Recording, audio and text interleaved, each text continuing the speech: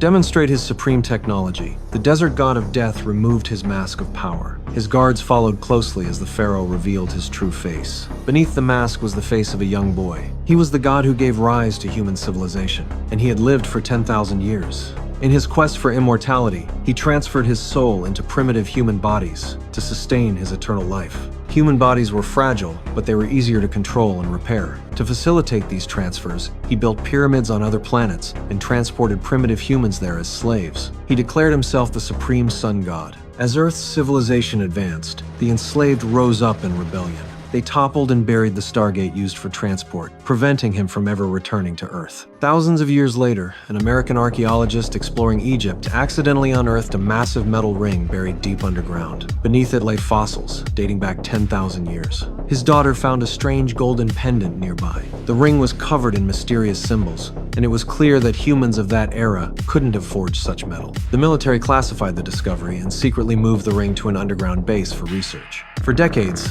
scientists only managed to link the symbols to ancient Egyptian writing but couldn't decipher them. Then they found me. My name is Daniel.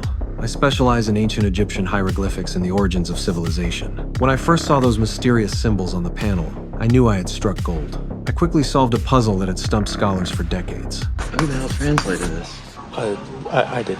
Front door to heaven is Stargate.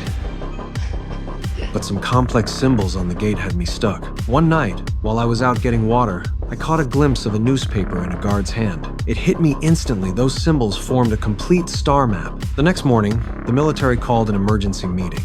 I theorized that the gate's purpose was to open an interstellar passage. 7 coordinates could form a path, but due to panel damage, I could only identify 6.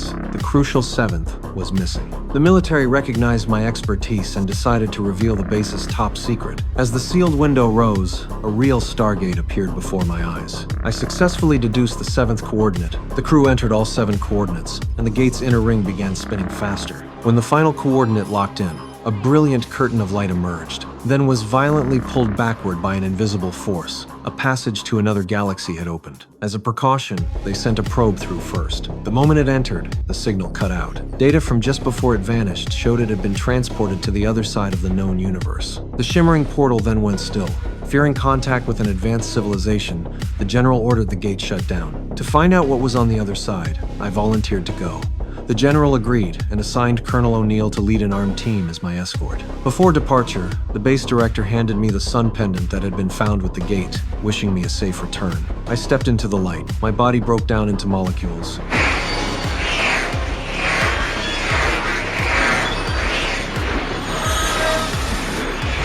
Traveled through space and time, and reassembled on the other side. We found ourselves inside a massive, dimly lit structure. When we stepped outside and looked back, I was stunned. It was identical to the pyramids on Earth. After collecting samples, O'Neill prepared to head back, but I realized the gate here was different from the one on Earth. I couldn't figure out the coordinates to get us home.